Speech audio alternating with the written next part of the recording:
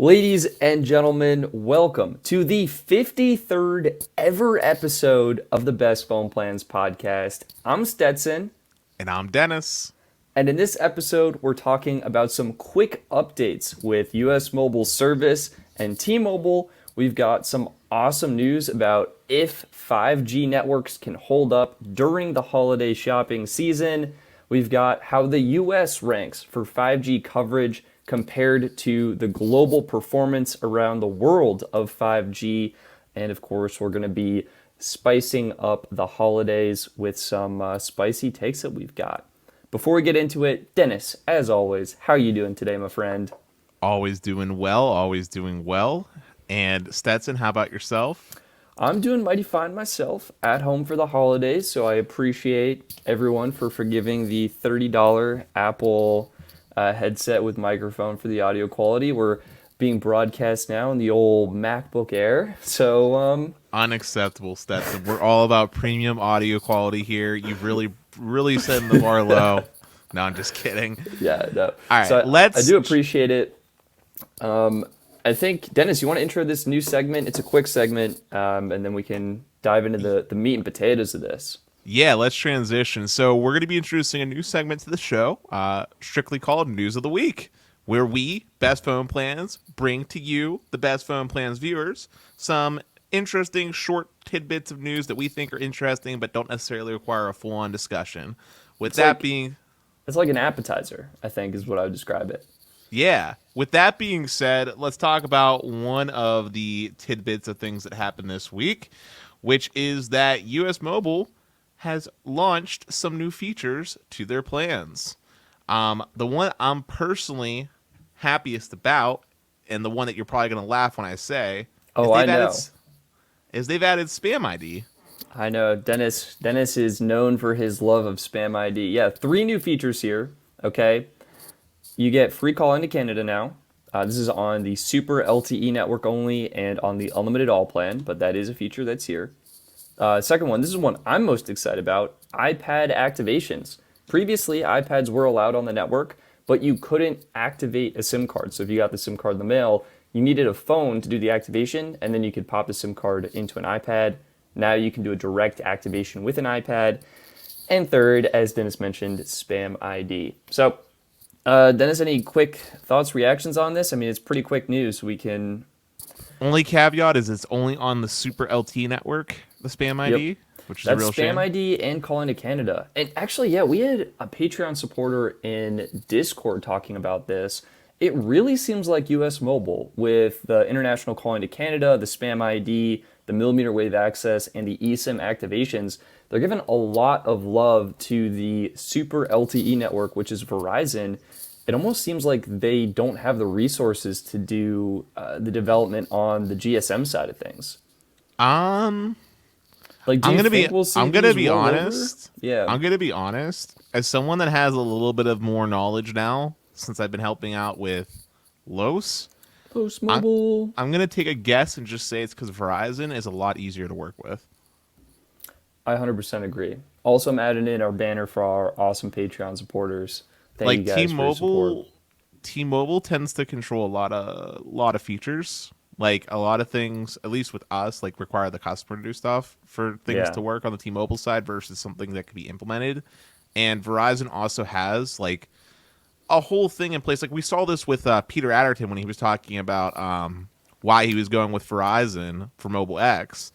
They have a lot of things in place to support MVNOs, and I feel like it's probably just a matter of it's easier to implement and execute on the Verizon network, and that's probably what US Mobile's main base is, to be perfectly frank. Like, I don't think people think of US Mobile as a GSM-based network. I think they think of it as the Super LTE network. Yeah, I think that switched, though, because they launched initially on GSM LTE, and I think when they got Verizon Access, I think the bottom line is Verizon's network is just better. Like, it has more coverage in more places, and I think we kind of rank them number 2 right now behind AT&T in terms of like overall performance here in the United States. But yeah, I think they're easier to work with. They've got a better network, and once C-band goes live, I think it'll be awesome. And that's what I'm happy to see them develop. Like, I think we have enough MVNOs on the T-Mobile network doing their thing, so I'm excited that there really is a strong MVNO on the Verizon network that's not just like some bogus Straight Talk or like Total Wireless, which have good plans, but as we know, not the best customer service or support. So I will just say though, because you have it as a little comment with a smiley emoji, is that one feature that's still lacking is Wi-Fi calling support on the Super LTE network. that is the one that I think more people would have been happy about. Like, we're really missing the Wi-Fi calling on Super LTE. So, yeah, thank you for bringing that up, Dennis. I put it in with a smiley face because I know US Mobile wants us to like forget about that. They're like, hey guys, international calling to Canada now, but we're still on you, US Mobile. We want the Wi-Fi calling. I mean, I will also just say too. I know you're not the biggest proponent for priority data necessarily mattering, but I will just say I think that if US Mobile could also focus on trying to get some type of priority agreement with Verizon, it would benefit dramatically the experience. It's not really their niche per se, but they did talk about it at one point or another. yeah, I think I guess my two concerns are one, the cost, like how expensive would that be, and two, like if that would be confusing to more average customers who are signing up for this service. I think when people look at US Mobile, they're looking for something that's more budget, a little bit more affordable. Whereas I know, like with some of our more enthusiastic members of our audience, they're looking for the primo service. Like they want the Verizon Unlimited plan, they want the AT&T Unlimited Elite, they want the Magenta Max. I mean, I don't think it would be that confusing because if you think about it, they already have like fast and fastest bolt-on stuff like with their hotspots on the buy the gig plans, right? Yeah, I think they kind of got rid of that. It used to be speed tiers, but I think now it's really just like a hotspot bolt-on. Like you add on the hotspot, and not. I mean, the So way I look at it is just have a bolt-on. For the people that do care about that stuff, they're obviously going to be in the know. For the other yeah, I guess that's 90%, true. Like if there's an add-on, and it's like like you're in the elite group that knows about it, you'll be happy about it. and you could, like I said, you could even like literally restrict it from the unlimited plans. Like if you want to just put it on the buy the gig plans and call it a day, that's totally fine. That's I where I only think bring it. it'd be most helpful too. Like if I you're only not bring using it a up. whole lot of data, right? You just want to pay for what you use and make sure it works all the time. I think that'd be awesome. I only bring it up because I just know that my experience with Verizon was drastically different on US Mobile Yeah. versus, You said you like know, lowest priority is like completely different night and day for you. it Yeah, makes a really big I'll have to put difference. that to the test. I'll figure out what to do to test that, Dennis. I'd love to make a video on it. It sounds super fun. Well, Second bit of our quick news here is T-Mobile updating their device unlock policy. To clarify, I think this actually is an old policy, but it's something that caught my attention. And it's that T-Mobile will now automatically remote unlock your phone within 2 business days when your device is eligible to be unlocked. What does eligibility mean? It means the device is paid off. If you did a carrier financing deal, it's at the end of that agreement, and it's been on the network for at least 40 days. And my friend Austin, and I think you had this experience too, Dennis, if you contact T-Mobile, they'll sometimes unlock it earlier for you. What happened in your scenario? every single time. I bought an iPhone 13 Pro Max from Best Buy.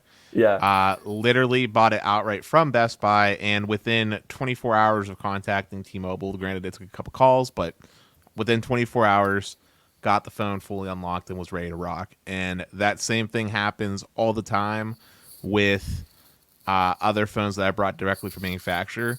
That being said, I think the key caveat with my trend, and I feel like from what I know, is the trend is always the phone wasn't bought through T-Mobile. It was always bought through Best Buy. It was always bought from Samsung. It was always bought from whoever, where they make those exceptions. Gotcha. That's interesting. Well, I know my friend Austin has bought, he just got the Pixel 6. I think it was a regular Pixel 6. It was like a free deal, basically traded in like an old iPhone 11 Pro, got the device, and similar to you, just contacted T-Mobile, and he's been a customer with them for so long, they were just happy to unlock it for him. And yeah, either way, that's really nice. I will mention that my Verizon iPhone 13 Pro here, which has now become my daily driver, that just clicked unlocked after 60 days. So I think that's really nice that it's automated and you don't have to reach out. AT&T, I think you still do need to reach out. But yeah, Dennis, I mean, that's all I've got for the quick news segment. Anything you want to add a little bit extra seasoning on our appetizer here? Yeah, I just wanted to say two quick things. On the topic of the T-Mobile unlock policy, I think it's great that they made this small improvement. But to be perfectly honest, I think all the carriers do a really bad job when it comes to unlocking. I see no reason, with the exception of financing a phone, I see no reason why there needs to be a 40-day requirement, like, to unlock the phone. Like, it doesn't really make too much sense because all of their deals are geared towards financing, so the person's paying the same price essentially, if not more, in the case of AT&T a lot of times, to buy it outright. Yeah.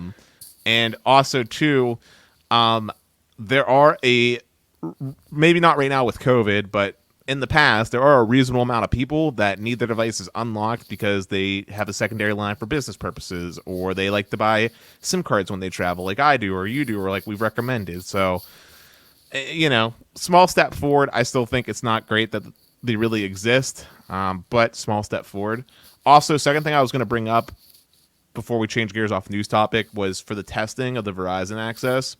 What you should do is get a US mobile line, get like a visible line, a Verizon prepaid, Verizon postpaid, and then Los Mobile.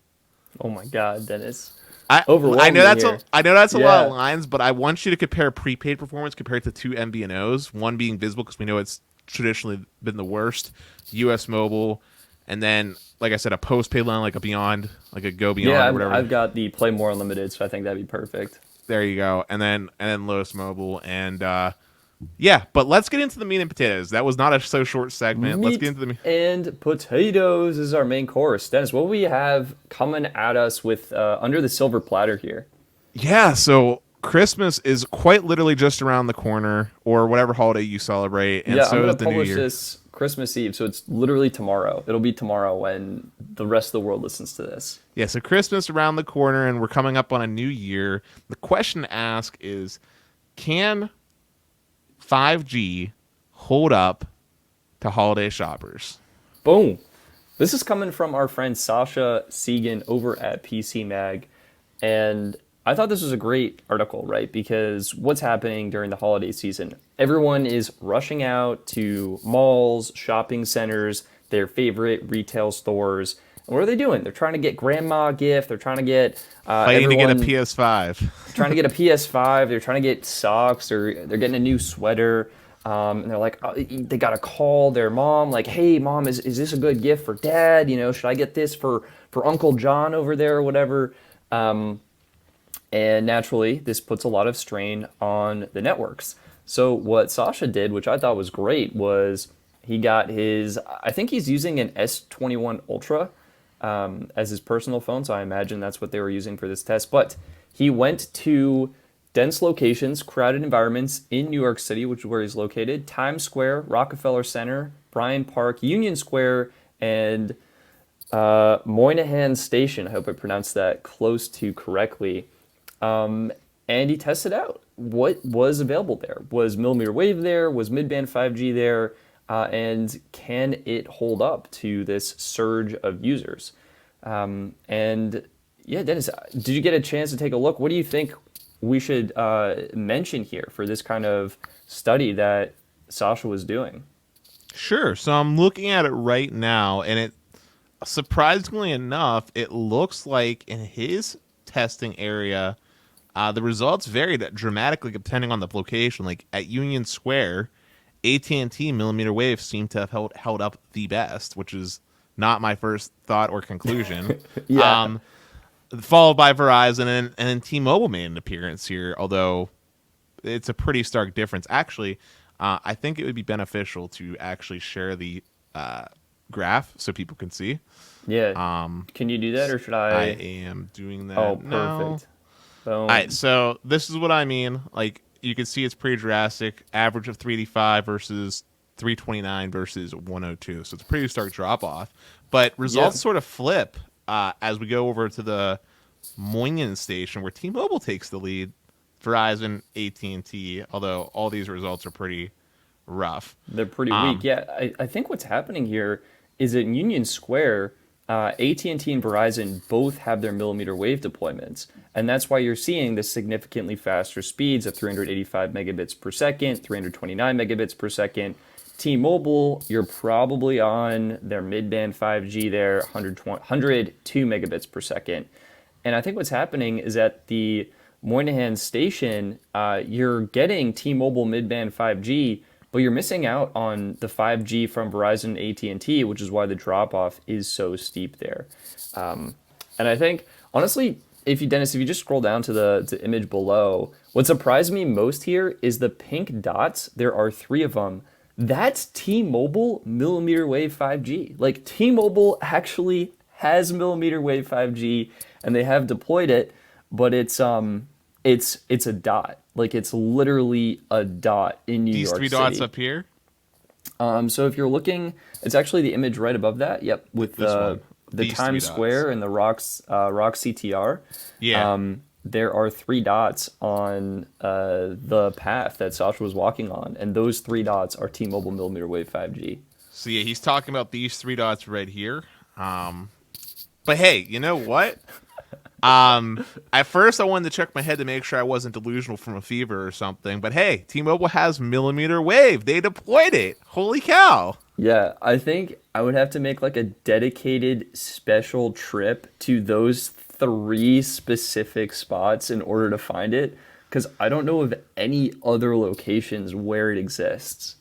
Yeah, joking aside, I gotta be honest. I was somewhat surprised to be perfectly frank, just to see how low the millimeter wave average speeds were. Yeah, what do you think is causing that? I wasn't sure if that was actual congestion, like people are actually on it, using it, and using the coverage, which is why, or using the available bandwidth, which is why they were so low, or if it's just like not a well configured site. What are your thoughts? I mean, I think it's the former. Lots of people actually using it, and there might maybe there might have been 1, maybe 2 millimeter wave sites covering, say, 10,000 people, Sure, yeah. And if that's the case, then it'd be very easy to see how it dropped. But on the same token, as someone that's been seeing like 4 gigabits per second, plus on Verizon's, on Verizon's millimeter wave, I just thought it was such a stark difference. Still incredible results, just not what I was expecting. I kind of look at millimeter wave as like almost, for all things considered for today, I look at it as almost infinite bandwidth, Yeah. I think what would be really helpful, and not something Sasha would necessarily be able to achieve, but to contextualize this with how many people are actually on the network or in the area and connected to it. Because I think that'd be like really, really cool to understand, like, this is how many people are connected to this cell site, and these are the speeds we're getting, to get a better understanding of like what the drop off is like if you have 10,000 people or if it's only a couple hundred people. And I think what we can touch on here is basically what Sasha was finding. Even though Verizon has millimeter wave deployed, he's been finding a range of about 800 feet, and that makes it a little bit challenging to cover these areas as well as some of the other frequencies.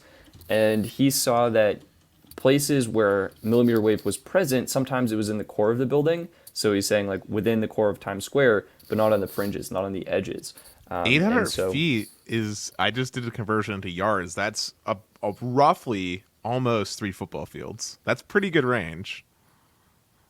Dang. Comparably from where we came from, for a small cell, that's 266 yards. Dang. It's like that. So it's, I would say 2.5 football fields. Rounding up, rounding down, you get the point. All right. Yeah, 266 yards. All right, if you say 2 football fields, that's not bad. I was thinking, dang, that's like a good couple of blocks. Dude, that's very good. I mean, it's a small cell. Think about the power that it's outputting, and think about the frequency that it's using. That's really, really good. Yeah, and the amount of people that could cover. Like, if you're in a congested area and you've got 2 football fields of coverage, and it's not just like in one direction, like is theoretically a radius, right? Right, it'd be a circumference. That's pretty good. Dang. Well, I guess my question for you is, how do you think this, or what do you think of the different strategies that these carriers are using for their millimeter wave deployment? So, well, Verizon, also, right, let me just contextualize this a little bit. Verizon has deployed millimeter wave in dozens of cities. It's actually expanding in Denver. It's like a virus. It's like oozing out. It's kind of fun to look at. Anyway, Verizon, dozens of cities. T-Mobile, 8 cities. We've confirmed New York is one of them. I have no idea what the other 7 are. AT&T not focusing on cities, instead focusing on what they're calling hotspots, which are crowded areas like sports stadiums and more recently airports. So those are the three networks and what they're doing with millimeter wave.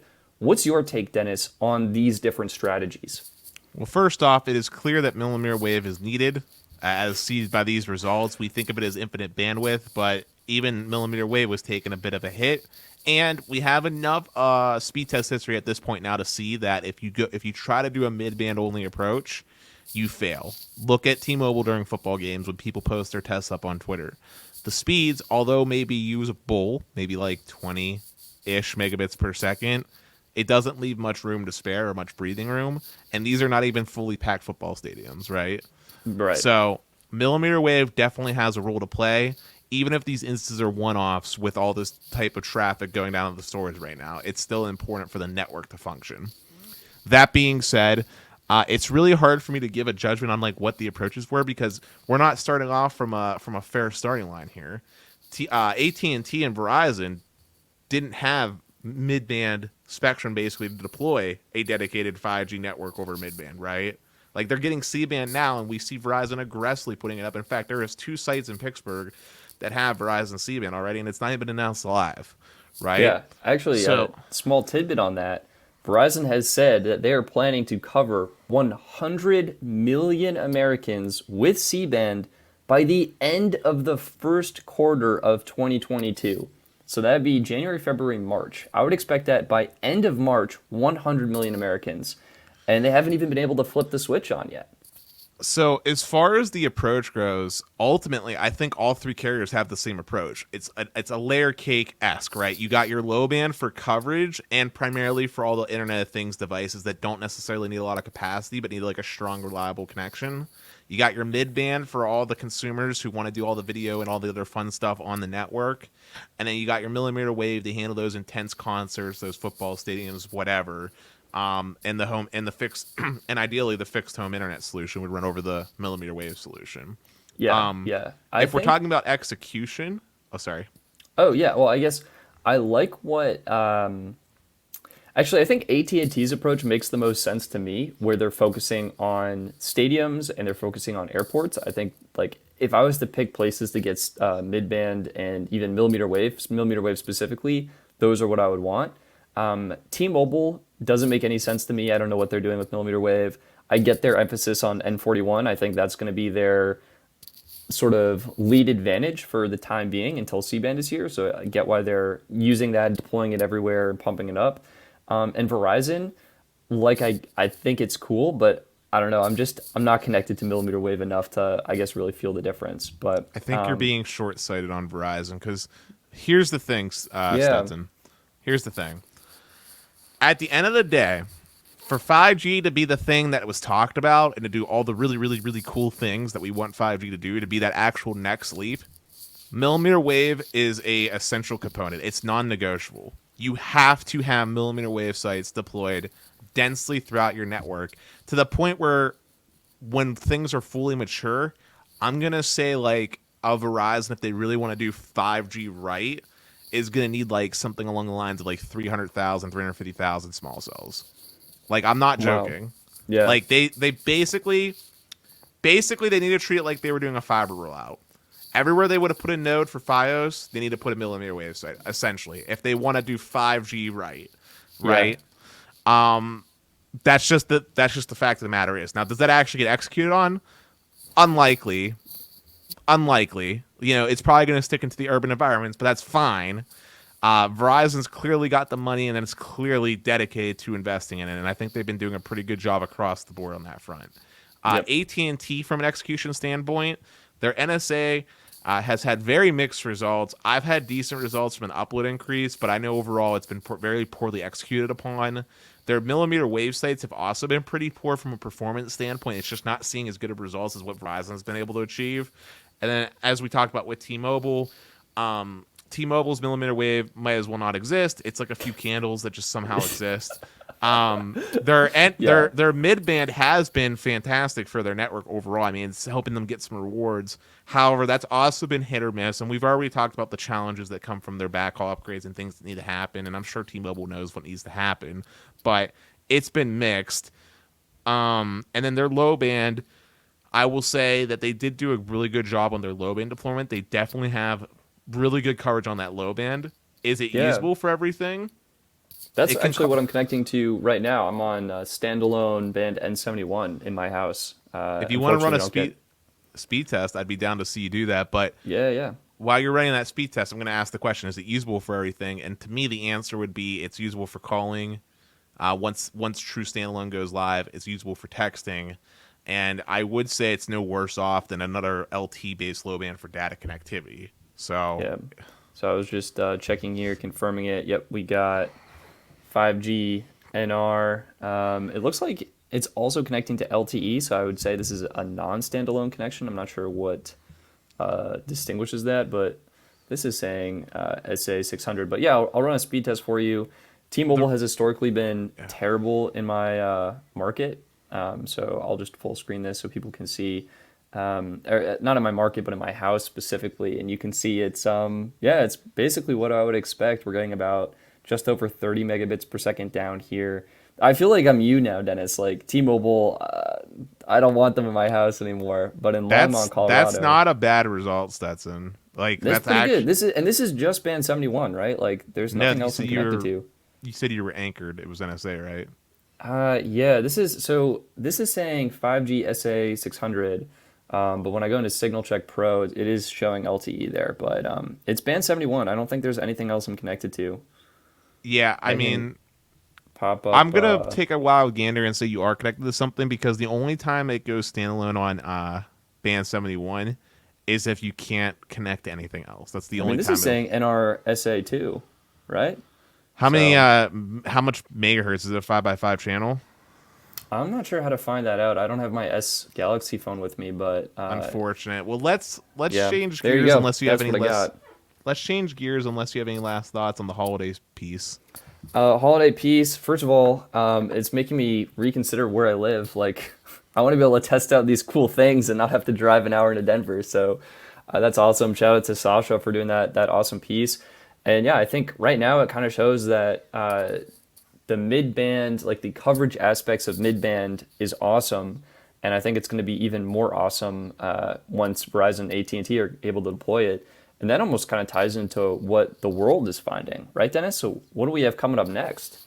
Yeah, so Fierce Wireless just posted up an article. The U.S. scored top rank for 5G coverage, but has fallen short from a speed standpoint. And as I am loading up the article, I want to share my screen once again. I should have just left it sharing, but I didn't. That's okay. Here we go. So here is a quick little graph. Do you want to add it to the stream? Oh, whoopsies! Sorry. Yeah, it's so safe and secure, Dennis. You gotta share it and then add it to the stream. Sorry. So I zoomed it in. So here is a graph that from the findings based off of Q3 of 2020-21 of Ookla, showing 5G download speeds, and then the bottom 10% of results of 5G download speeds, and essentially, U.S. ranked way at the bottom here. Oh no! With 93.73 being our grade, like our good down, like our average down. And in the bottom 10% of results, we were getting 18.54, which those are basically your low band, like band 71 speeds, right? Yeah. For comparison, just to be more on the somewhat fair side, a country like China, which I would argue is pretty roughly as big as the U.S. and has its own challenges, pulling 300 down normally with the 10% lows being 73. And then South Korea obviously is God tier. So yeah. So I guess the question is like, what's causing this difference, right? What's causing this discrepancy in our performance?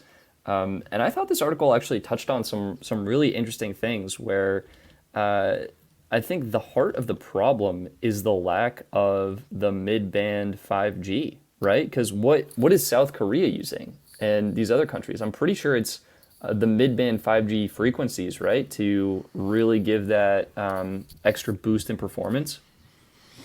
Yeah, I mean, it's a combination of factors that ultimately comes down to the U.S. has an infrastructure problem, Yeah, right? Like South Korea, they have a robust suite of mid-band spectrum to utilize, and as I talked about in South Korea, they actually share all the spectrum between their two carriers, so that's something that's different from a policy standpoint. Places like Norway, they're relatively geographically smaller, so they have some advantages there. But again, the common trend is they have a lot of spectrum to use for their cell phone networks. It's not just all being allocated and blocked away for the military use; like it's available for yeah, commercial use. And that same trend just keeps going on and on and on and on and on. The closest example to us from a performance standpoint, as far as our badness, would be a country like Italy, uh, or Spain.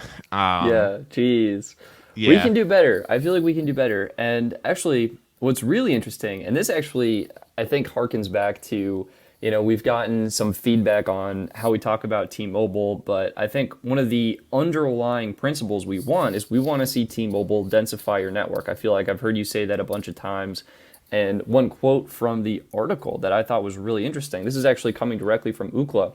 What really seems to separate these markets is the level of 5G network densification, wrote Ookla. The number of people per 5G base station ranges from 319 in South Korea and 1,531 in China to 4,224 in the EU and 6,590 in the US, according to according to the European 5G Observatory's International Scoreboard during October 2021.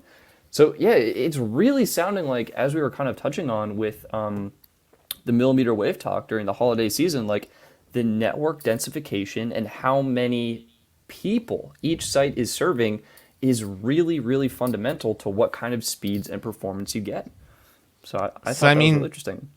on various episodes, we've talked about kind of the different parts that you need to make a good network, and I'm gonna break it down into a quick like little two sentencer here, so Yes, people can hit walk me. away knowing. A network is only as strong as your weakest link. If you want to build a good cell phone network, you have to have a combination of macro cells, which are your coverage cell sites, as well as small cells to densify your network and cover the areas that the macro can't reach, or to offload traffic from the macro. You have to have good backhaul, which is basically just your typically fiber connection that's actually providing internet connectivity in the same way you would plug in an Ethernet cord to your router to make Wi-Fi happen in your house. A tower is just a big Wi-Fi router, essentially. And then lastly, is you gotta actually upgrade all of the cell sites in a cluster. Like, I hate to pick on T-Mobile, but unfortunately, for being first to 5G, you're the one that gets picked on the most. T-Mobile has a really bad tendency of upgrading a cell site in a market with 5G, and it'll be this like speed oasis, right? It has beautiful N41, it might be doing really well, but then the rest of the cluster of cell sites surrounding it are all LTE. So what ends up happening is consumers get a poor experience on 5G because unless they're right next to that tower, speeds are going to be poor. The phone is going to want to lock on the 5G, even though it might not be the best connection, and there's a perfectly uncongested LTE site with beautiful band 2, 4, and 12, like the whole suite ready to rock, right? And that happens a lot with standalone N71, which T-Mobile deploys in skinny channels. And even though it's 5G, skinny channels are still skinny channels. And T-Mobile's also been the most guilty of not upgrading their backhaul when they do huge upgrades to their mid-band sites. Yeah, yeah. So I think that's kind of what we've been seeing. And honestly, Dennis, I think this makes me really excited for Verizon because they densified their network for the 4G era. That's what they did. Like that's what they placed their bet on is, hey, instead of buying more spectrum, we're just going to densify our network so there are fewer people per base station and our existing spectrum can handle that number of people. Now they're starting to run into problems, but I think with the 5G era, they're going to get the capacity they need and they have the densification So I am really excited to see.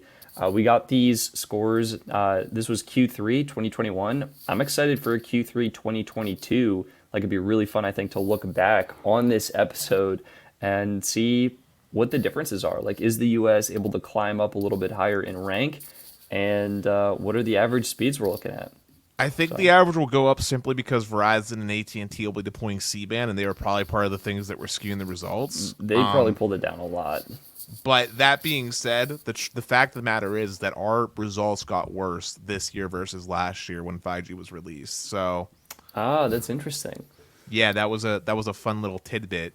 And I don't know if it'll be the improvement that we're hoping for, because you got to remember, every year that goes by, more and more people are getting 5G phones, which means more and more traffic is going over those 5G Right, and bands. we're kind of split right now. Like, that's the whole thing with DSS. It's dynamic spectrum sharing.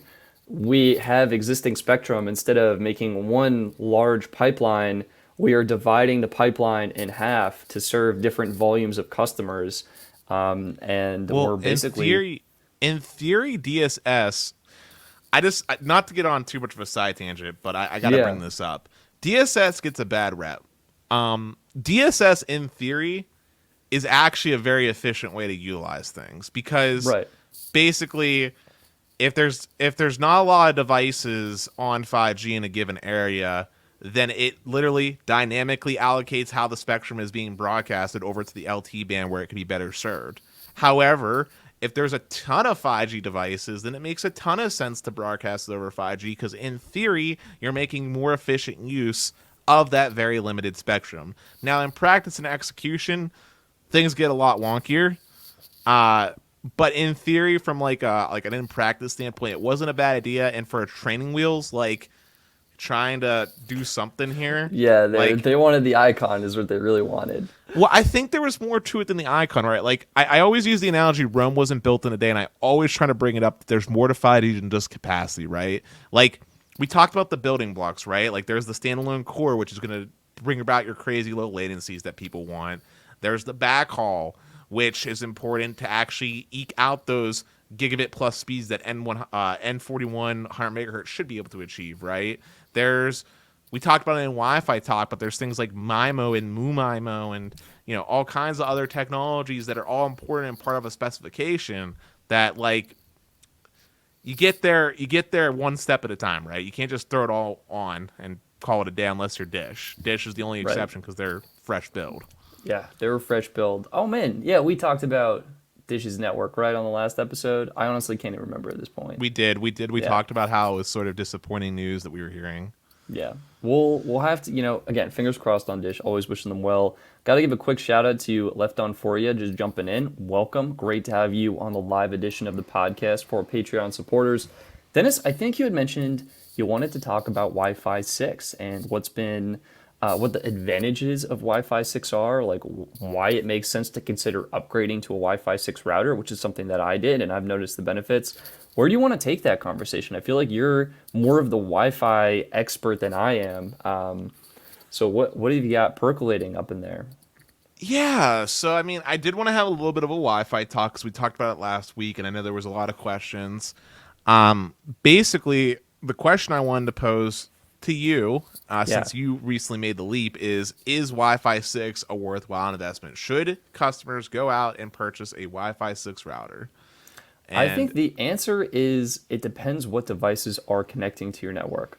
Because if you don't have Wi-Fi 6 devices, then there's no reason to get a Wi-Fi 6 router because you're not going to be able to take advantage of that. But if you are like me and you've got a boat ton of Wi-Fi 6 devices, I give it a double thumbs up. I feel like I'm getting faster speeds on all of my devices and almost more importantly, better coverage. Like I can now sit outside on my porch and work on my laptop or use my phone without dropping that signal.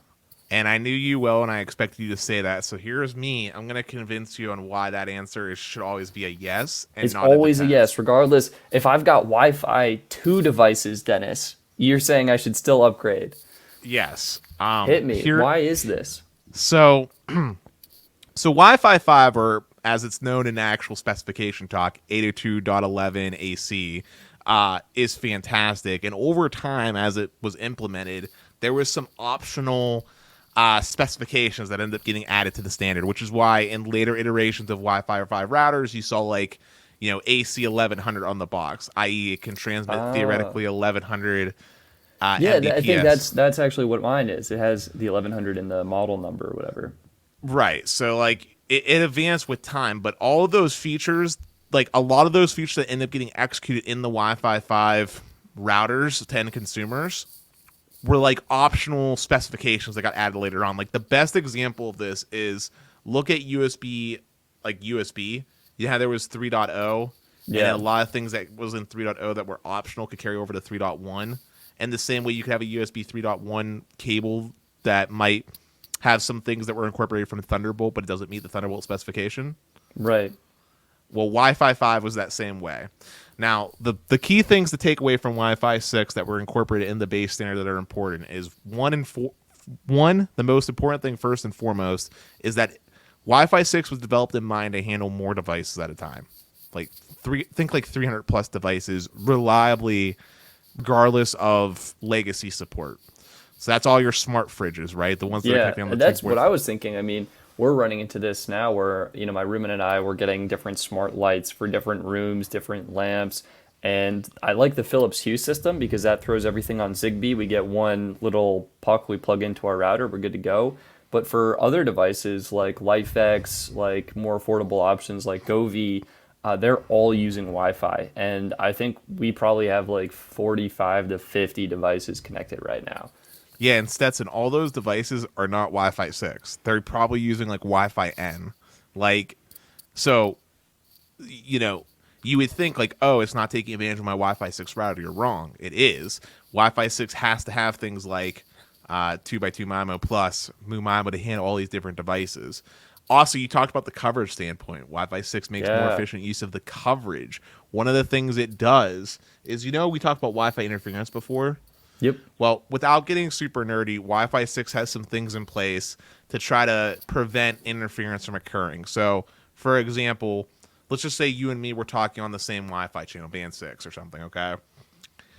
Well, our routers will communicate like, hey, I'm here. Oh, you're here. You're talking. Well, they'll somehow work out a way with their timings to basically say, hey, I'm talking now. You shut up. You're talking now. I'll shut up. Oh, it's To like try to the pass the stick game or whatever you would do in school, where someone would get the Expo Sharpie marker and only they could talk until they passed it to someone else. Right, right. Now, it still causes problems, but it's definitely a lot better than us both trying to scream at the top of our lungs to see who can be heard. So, Yeah, like, that's a thing. It's definitely smarter at switching off to a more cleaner channel more frequently. That's a thing. QoS improved dramatically in most Wi-Fi 6 routers. That wasn't part of Wi-Fi 6, but it's just a fact of the matter that Wi-Fi 6 routers tend to have more bumped it up. sophisticated forms of QoS to make sure that, like, say your voice call that's over Wi-Fi calling is prioritized over the person downloading a large Steam update, because Wi-Fi calling wasn't really a Yeah, concept back when Wi-Fi 5 was being developed, right? Processing speeds obviously improved. We talked about coverage. Battery life is another really big thing that Wi-Fi 6 improved on. Wi-Fi 6 is way more efficient to communicate with for devices that do support Wi-Fi 6 from a battery standpoint than older versions of Wi-Fi durations. And then there's, of course, the speed aspect, which honestly, all things being considered, yes, there is an improvement on speed potentially over Wi-Fi, but that wasn't the main thought process. It was kind of like a byproduct. Like, this just so happened to increase speed a little bit theoretically, but yeah, that wasn't the main intent when developing Wi-Fi 6. It was to handle all these other little things, right? The smart fridges, the things that weren't thought about, because what used to happen back in the day with older Wi-Fi standards is it would be like you had one cash register at a store, right? Your router would be like, okay, I'm going to handle this person first. They're trying to go onto YouTube. Now this person, now this person, now this person. Then we got two cash registers in the form of 2x2 MIMO, right? I can handle two people now. You go in this line, you go in this line. Great. But they couldn't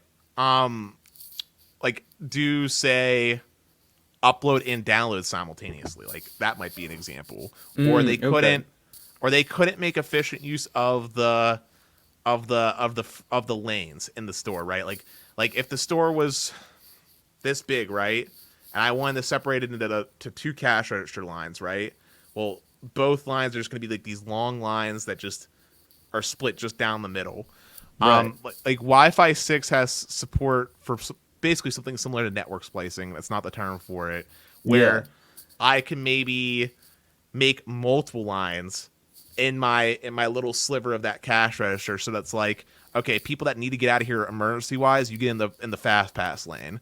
Other things that can wait in this same little bit of spectrum, you guys can just kind of chill out there. You'll come in and wait your turn, right? Yeah. Like lots of little things. I'm saying them in super simple forms. I'm probably not getting the point across as best as I could, but lots of little things happened that make the overall Wi-Fi performance and experience far more reliable and far more better. Like just far more better. Got it. Would you say it's worth upgrading to a Wi-Fi 6 router now, or would it be worth waiting for maybe Wi-Fi 7 or another generation? No, it's worth upgrading to Wi-Fi 6. Wi-Fi 6 routers have come down dramatically in cost. You can literally get a decent Wi-Fi 6 router for like $100. Yeah, I agree with you. I mean, my internet speeds went from basically 600 over wired to 960 by 960 symmetrical, which was huge for me. And my Wi-Fi performance, I noticed a lot of my phones, and we talked about this, I think, on the previous episode, they're 2x2 MIMO over Wi-Fi. And so the performance didn't really change too much. I'm looking at iPhone here specifically, but on the old Pixel 6 Pro, I don't know what happened, but the Google engineers were like, hey, we're doing 4x4 MIMO for Wi-Fi. So this guy will get 800 megabits per second, which is just bananas. And I want to be clear, that's not the thing you should expect over Wi-Fi. 800 megs, like that's exceptional. An odd, yeah. Outlier. Like just because people think you can get gig over Wi-Fi, and like theoretically in a lab environment, maybe. Like if you have a device that actually supports all the features that I was touching on and the ones we touched on last week, sure.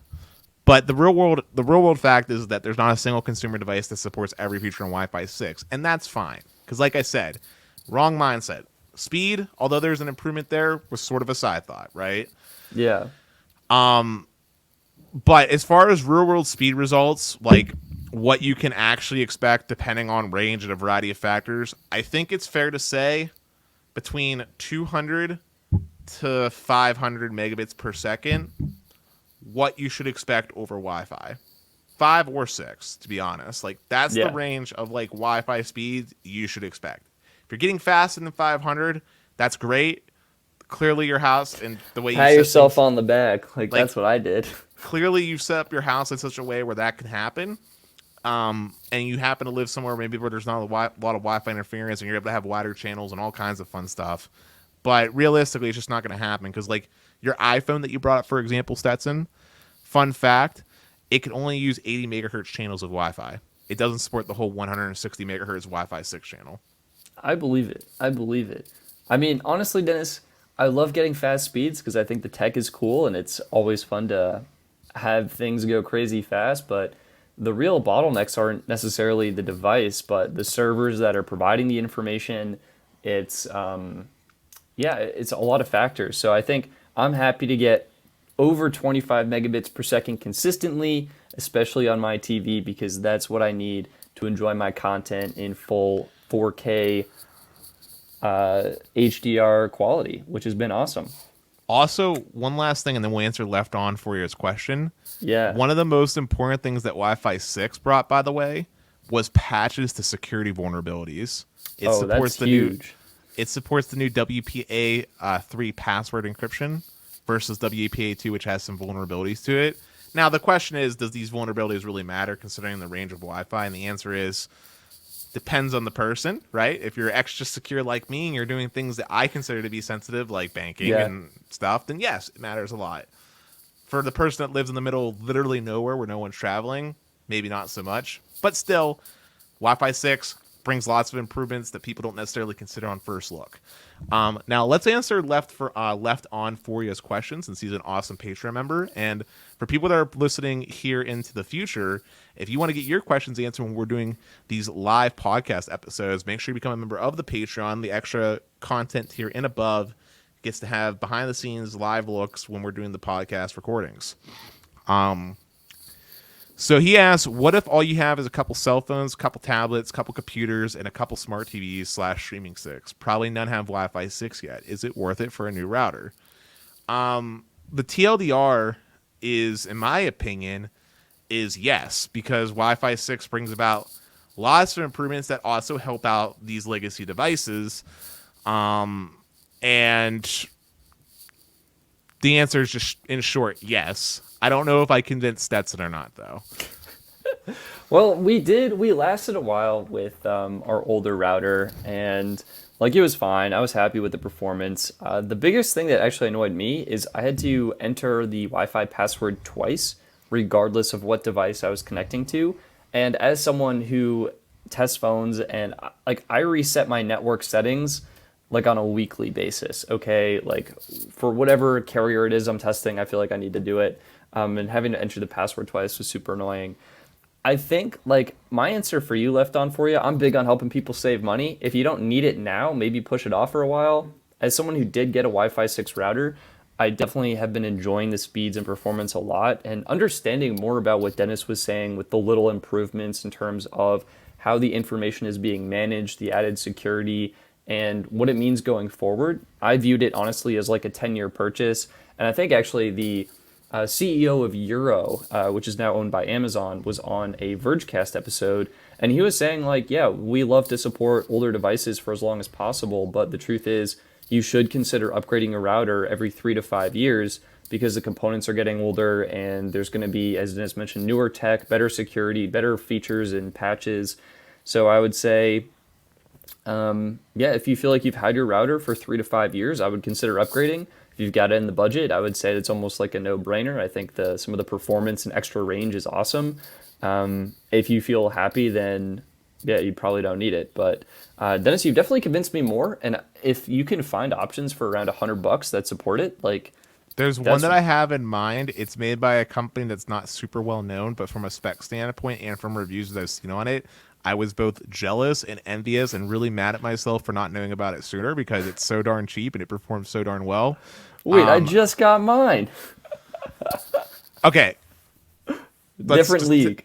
Let's just take one step back here. Yeah. You got a brand that I trust from a software support standpoint. We're not just talking about hardware features. I'm talking about software, longevity, and features that you may or may not use. But if you ask me, like, Dennis, I'm having Wi-Fi router problems, I could log into your router and actually help you. The one that's coming to my mind at this like $100 tier, there's a lot of, what's the word I'm looking for? Compromises that are going to be made from a control standpoint. Like, this is a plug and play. It works. There's not a lot of control options, if any, kind of deal. There's differences. What is it? Is it and how much is it? I know it's like $100. I don't remember the name. I gotta look it up. It's that off-brand. Wow. But I will put it in the Discord for the Discord people later today, which would be December 21st. But hey, we're running a little short on time. Well, I know you're running short on time. I want to really touch on that last article that I sent over to you, which sort of goes with our continued theme of tonight's show, which is the United States is missing from countries with the highest internet usage. So earlier today, we talked about our 5G performance, right? We have the most 5G coverage, but the worst speeds, right? We've talked about home internet accessibility in the past. And now we're finding out a result. It came from U.S. News and World Report. We're missing from the country's highest internet usage, and we're the country that found the internet. What are your thoughts on that, Stetson? Well, I mean, look, I think what we saw with Los Mobile was there was one user using like over 60 terabytes of data. My guess, and this is hypothetical, or maybe an educated guess, would be that there might be some countries that are perhaps participating in activities that go in a gray area that involve a lot of data usage. And that's my gut instinct here. Is there like maybe farms of whatever, getting Uh, information, downloading it, and that's perhaps causing a spike in certain regions. Stetson, did you? No, I did not read it. Okay, because that's not what it talks about. Okay. But that was my guess. I don't know. Is it just Okay. So wrong? yeah, no. This is about people that have access to internet and their usage. So basically, the article covers how. So one of the things the article brings up, and I found this especially interesting because, as you know, I'm a big proponent of having affordable options for internet connectivity, not just having it as not just having connectivity be available, but making sure it's Yeah. affordable. Like one of the things the 2021 study from Pew Research found was 97% of adults making over $100,000 per year had access to broadband internet in their homes. Do you want to take a guess what the percentage was for people under 30,000 as an income? Well, I'm looking at it now, and I can tell you it was only 57% of adults that had the same access to broadband internet. Right, and that's people that, for all intents and purposes, do have an option. They literally just can't afford it. That's Like interesting. they're priced out of the market. I wonder, so would the internet usage, so the internet usage would drop because it's slower and it's like literally harder to use and stream 4K video. Would this indicate that like the US has a poorer population or that like more people are just not able to afford or get access to the high-speed internet we'd all love to have? You know, Yeah, I guess you don't have so to answer that, but that's kind of what I'm thinking now. so no, like the point of the article is the point that the article is making here is one, we have an availability issue. There's still like, well, it depends on who you want to trust. The government likes to paint a rosy picture, even though there's been plenty of holes with their coverage map that we know of. But if we want to trust Microsoft, basically a third of the country lacks access to broadband. So that's like 100 million Americans do not have access to proper broadband internet. So that's one problem. And then two, for anybody that does have access to broadband, prices are expensive. You know, we talk about Starlink being this godsend to rural Americans, and I don't disagree with that standpoint that it's a great tool to help give coverage to rural Americans and get them connected. But that price point of $100 with the upfront investment of $500, that's insane. For rural America, that's insane. Okay, I grew up in rural America. I talked about this before in my small town. Average income for like a household was like less than 28K. There's no way someone from my small town is going to be able to afford Starlink. Period. Point blank. They, like they barely have enough money to pay for. They might have $50 left over to go see a movie or something. There's no way unless they save up for like 2 years in advance and no medical incidents happen or whatever that they're buying that Starlink satellite dish, right? Yeah.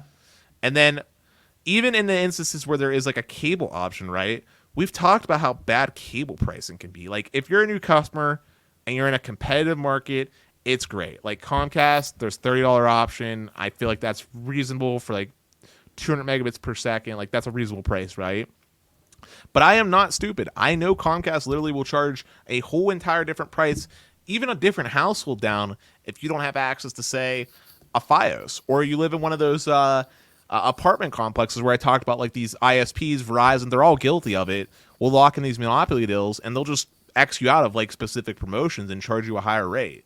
I think the average cost for internet, I believe in the U.S. is $65, which not terrible. Like that's like I don't think that's a terrible price per se, but there's a whole lot of room here where people are being left out, right? Especially for like bare bones like 50 megabits per second, right? Like to me, I feel like there should always be like a $10 option, for example, for low income, and then $20 across the board for without needing any additional qualifications. Like that would help bridge some of that income divide, right? Because Yeah. $60 to someone making less than 30,000, 30,000 for a household.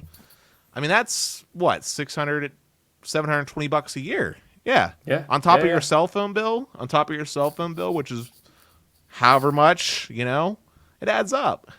Adds up. Yeah, I will say, I actually send you a private chat here on StreamYard, but the actual US News article, way more helpful because it actually lists out the rankings. And I wanted to clarify something. They're ranking this by individuals using the internet, percent of population. And Yes. I think they're talking about, as you mentioned, like an internet connection from an ISP, because we have left on for you here in the chat saying a lot of low income people use cell phone for everything. And I think that is one of the reasons Visible is so popular, because it's $25 a month and you get the unlimited hotspot data. So people who are lower income can, use that. But I think just to qualify it, I think that is what they're looking at. They're looking at percent of the population using internet. Correct. Yeah, and so I think it's not necessarily how much internet. It's more based on percent of the population using it, which is honestly a bigger problem. And I know like for a country that I think has like what 90% coverage for cellular, it's just weird to see like such a low metric. We're ranked 37th globally. So Yeah, it's not weird though. It's weird in the sense that we failed, but it's not weird when you think about it, right? Like you said everything 90 you just mentioned. Yeah, you said 90% coverage, right? I'm willing to gander and say that our coverage is not 90%. I don't think it's 78%, to be honest. Really, I Like, was talking for cellular. yeah, I'm saying for cellular. I Really, don't you think it's it's 90. it's that weak? Wow. I think it's that weak because here's the thing, Stetson. There's what the carriers put on the coverage maps, and then there's what It's you can actually true. connect to, right? It's so true. And the fact of the matter is that if we look at third-party sites that I actually trust, right? So that's our root metrics, that's our cell mapper. Shucks, even the FCC, the one where the carriers had to deploy stuff to, look at the FCC coverage map. It is dramatically smaller than the MS Paint that some drunken intern Yeah. probably just spread across for the No, T-Mobile dude, it looks website, like right? Swiss cheese, like it's all spread out and then there's holes everywhere and Plus, oh man. hold up. There's something more important that we need to talk about. Even if you have bars on phone doesn't equal usable internet connection. It could be a 2G connection that you're calling to that's call and text with a ping time of 1,000 and like 64 kilobits per second. That's not usable in any stretch of the word, okay? So to me, we have a big problem from a connectivity standpoint, people actually having an option. There's the whole monopoly option. That's a whole nother debate, and people have heard that's socialist another dentists. problem. Yeah. People hear socialist dentists complain all the time, but it's true. I don't want to get too sidetracked, but look, Stetson, we just saw earlier in the stream, I don't think we were recording for it, but I asked you to run a speed test on Fios. What were your results, man? What were your results on It Fios? was 200 down and like More important, though, the 100 ping. The ping. Oh, the ping was 28 milliseconds. For a fiber connection, right? That's Well, terrible. it's over Wi-Fi, but yeah. Dude, Wi-Fi doesn't make that much of a difference. It would have been like 14 or 15 at best. But like, point is, that's terrible performance for a fiber connection. I just got 7, so a little bit better. Oh, you got 7? Yeah. Okay, that's better. That's better, a lot better. That is a lot better. But 28, I don't know. Whatever. Anyway, sometimes you have monopoly options. If you do have a bad option, I won't pick on Fios because they're fiber. Let's pick on Armstrong Cable. You have Armstrong Cable only, right? You don't get another choice, and they can charge you whatever they want, which goes on to the third problem, which is cost. I think cost is like a huge underlying problem here. I mean, even if we just take a look at Starlink, which is what you were talking about, they theoretically have basically 100% coverage. Okay, you just need line of sight with the satellites, these low Earth orbiting satellites with Dishy McDish face, and you can get connected. But getting the dish is $500, and then you're paying $100 a month for internet. And my theory would be these similar people who are living in rural America that don't have the fiber connections that we have, they're also probably not making as much money. Like the cost of living is very different. Yeah, so they're not making enough to pay for the only option they have. So therefore, they don't get anything. So yeah, they're not making crazy. as much as the city folk, and they're paying double the cost for internet that's literally worse. I mean, that's the crazy thing, right? Like here in the city, I have 2 whole options. I have Comcast and I have Fios. I rag on Fios, but in all sincerity, Fios is legendary compared to plenty of the choice that people get stuck with. The fact that I have uploads that are over 5 megabits per second. Yeah, I was gonna say even over 5. is a fantastic thing, right? Like, It's so true. It's so and, true. and as much as I rag on T-Mobile for performance at my house, because it is pretty god awful at times, yeah. the fact that I'm even able to pull 25 megabits per second at times is better than some rural American situations, right? The fact that I have AT&T performing as well as I do, that if I really wanted to stick it to Verizon and didn't want to go to Comcast and could just rely on AT&T and get like 160 reliably, these options don't exist in rural America, period. Like, It's they so just true. don't. Yeah. It is definitely surprising that we're missing, as you said, over 30% of our population is not using internet. And yeah, And it's economically motivated too. It's truly the most. It's truly the people that need it the most that aren't getting it. Because here's the thing, someone said something about me saying that saying all the time, but here's the deal. wait, I can pull that up. That's Mark. Internet connectivity is crucial for every single job function. It's crucial for you applying for a job. Even if you want to get a job at McDonald's, you need an internet connection, right? It's crucial for education. Internet was one of the best things to happen from an educational standpoint because there's so much publicly available knowledge.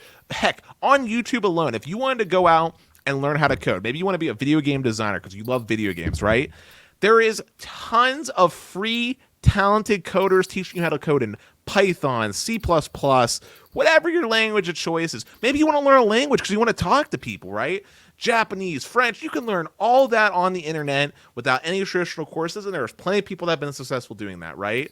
But you need an internet connection to enable that, and it has to be one that's actually readily available. Because, Stetson, I'm going to tell you something that's absolutely wild, okay? But I've talked about this before on the show. When I was younger, okay, because there was no internet connectivity until like later half of 2001 in my small rural town, we would literally drive over to a local library in the next town over just to get connected, right? Now, I made the joke that I was doing that to play RuneScape because that was my first online game, and that is the truth, right? That was my first online game. But another reason why we would do that is because when I got assigned schoolwork that required me to go online to do something, I had to go over to the library. Now, during the pandemic, when the libraries were closed, you want to know what people were doing in my small rural towns? Or were they were driving outside to the library? No, they couldn't go to the library. They were driving to the local McDonald's. Oh my god. They were driving to the local Wow. McDonald's parking lot to go get connected to some free McDonald's Wi-Fi. And I'm not saying you're laughing. I'm not Jeez. saying this to be funny. Like this is serious. This is ridiculous. You have school kids that just to do their schoolwork, they got to go to a freaking McDonald's to go get connected. And with this, I mean, thank God right now school's off, but it's freezing out right now, right? Like it is cold. Right? This is not fun. Like, this is not funny. This is a serious problem. Yeah, no, it's huge. a real problem. It's huge. I think this is the biggest problem probably for the next decade is how do we get these people connected? And it makes a ton of sense why we launched the Emergency Broadband Benefit Program and what that's trying to do, right? Like that's trying to help these people get options, okay? Pay for the options, get something that's more affordable. And I think we need even more options to reach them. And it's why T-Mobile Home Internet, I think, can be a really important product for a lot of people. Why we're looking forward to seeing even more home internet options from Verizon, AT&T over C-band. Sprint had an old program, by the way, for students they were giving to basically provide hotspots. I'm pretty sure that died with the T-Mobile merger. Oh, God. But T-Mobile killing everything, right? But honestly, if T-Mobile wanted to do some real good in this world. Actually, I'm opening this up to all carriers. If the carriers wanted to do some real good for this country, be good corporate citizens, they would provide free public hotspots for public schools to use, to provide to their students so that they can get connected. No questions asked, just provide it to students. If you're a student, you should be able to get connected. I mean, to me, it comes down to this, right? There's a lot of people out there that still look at the internet as a luxury tool. Unfortunately, I'm not one of those people.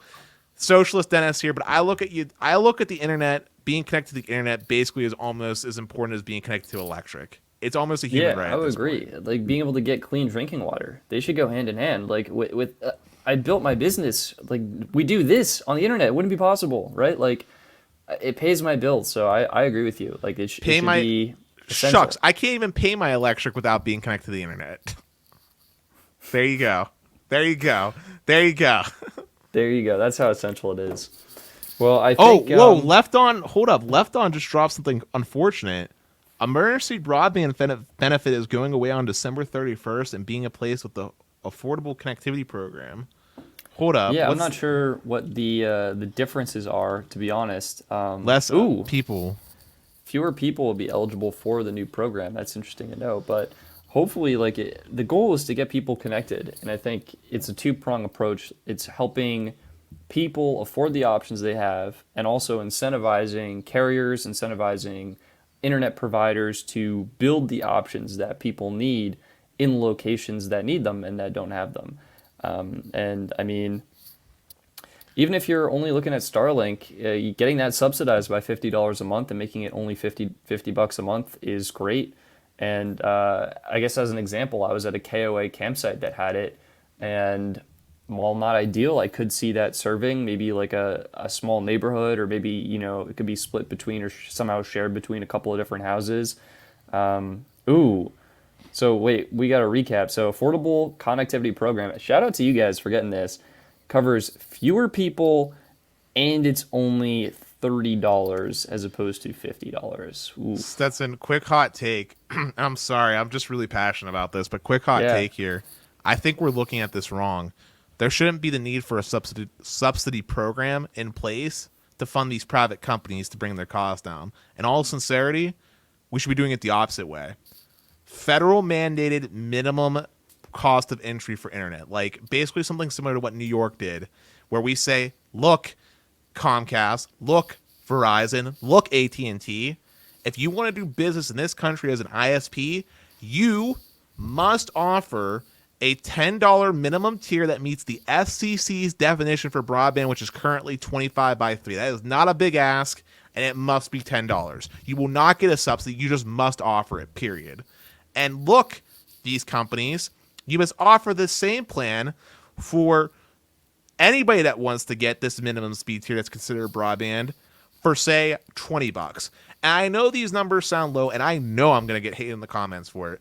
But the fact of the matter is that the expensive part of deploying internet is the actual laying the fiber part. After that, it's essentially all profits. I know there's maintenance costs. I know there's upgrade costs. I'm not ignoring those, but they're small peas and potatoes compared to what things are. Because internet is literally something like 97% profit margins, and there is no other business on the face of this earth that has those types of profit margins, period.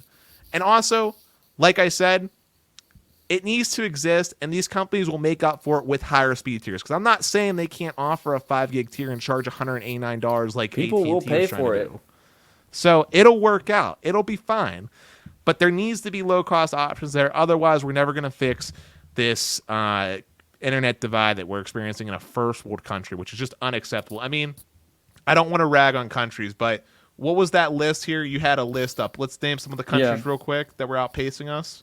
So the leading countries is United Arab Emirates at 100% of individuals using the internet. We have Qatar, Liechtenstein, Bahrain, Iceland, Luxembourg, Kuwait, Bermuda, Saudi Arabia, and Faroe Islands, all ranking in the top 10. I mean, it's I'm just taking a quick look here. Sorry, I clicked on the data to try to see more, but okay. Yeah, dude, there's a lot of countries that are beating us, and it's sad. Some of this data is old, so I don't want to name their names, but at certain points, places like Monaco are beating us. Like, what's going on? Well, yeah, we're 37th, so that means there are 36 other countries ahead of us that are getting it. But yeah, I think Left On For You is bringing up a good point. Like, to contextualize this data, a lot of those countries are smaller, have a much smaller population, smaller land masses, easier to cover. Some of them are socialist, which could make it easier to deploy broadband and make it readily available for its residents. But I will just say, if I'm reading this correctly, yeah, places like, oh no, yeah, Uruguay is another place. A lot of places in Africa and Middle East are beating us, basically, and not all of them are small socialist countries. So Yeah, we can do better, I think is the bottom line, and we hope to do better. And as I mentioned, I think that's going to be one of the challenges we face as a country kind of for the next 10 years is how do we bump that up? How do we get our 57% for adults making under 30,000 to 97 or 100%? And yeah, how do we just like inch that up? So that's what I've got for this episode. Yeah, We're I almost feel pretty good. I want to end it with some warm wishes, though. Since the night that you're watching this is going to be Christmas Eve, I hope all of you are staying safe and healthy over the course of the holidays. Whatever your preference is for the holidays, please celebrate it. I am, we're from the U.S., so I'm familiar with Christmas Eve. I don't know all the holidays, but I hope you guys can enjoy that night. I hope that whatever you celebrate in the next morning is fantastic and safe and healthy. I hope you get to eat good food. And if you do celebrate Christmas, I hope that you guys were all able to get your presents from Santa. I know that things have been crazy this year, and absolutely wild. Yeah. And I know that Santa's elves have been working really hard to They've been make working sure overtime, that. Dennis. They had to get new elves in there, and I know they've been working overtime. But what about you, Stetson? Do you have anything you want to say to our awesome Yeah, awesome I think fans? just honestly, warm wishes for everyone. Want to say thank you to everyone who's watched our podcast episodes, who's subscribed, who's hit the like button, who's noticed the Easter egg that we're actually sponsored by the like button in the top right hand corner. To all of our Patreon members, Mark, Left On For Ya, Steve, we had some earlier ones too, Bone Daddy, and 4512th, who all tuned in to watch us live. It's always so fun. Richard, having you here, chatting with us, to everyone who watches and comments. Yeah, we're really thankful. We really hope you enjoy, as Dennis mentioned, whatever holiday you are celebrating. If you're not celebrating anything, we hope you have a wonderful Friday and an awesome weekend. And we want to send warm wishes to the new year, 2022, which is coming pretty quickly here. And just a quick little reminder too. Don't forget to share this video because we have a little goal to try to get over to 1,000 subscribers on this channel. If that 1,000 happens, subscribers, yeah. if that happens before the end of this year, Stetson and I will do another 4-hour special. 4 hour special. So It'll please be awesome. try to help us get that little extra nudge. It would definitely be a nice little thing to do. I appreciate It'd be y'all. awesome. But yeah, I think that's going to be it for this episode. I'm Stetson, And I'm Dennis. and we look forward to talking to you in the next year. Take care, everybody. Peace. Peace.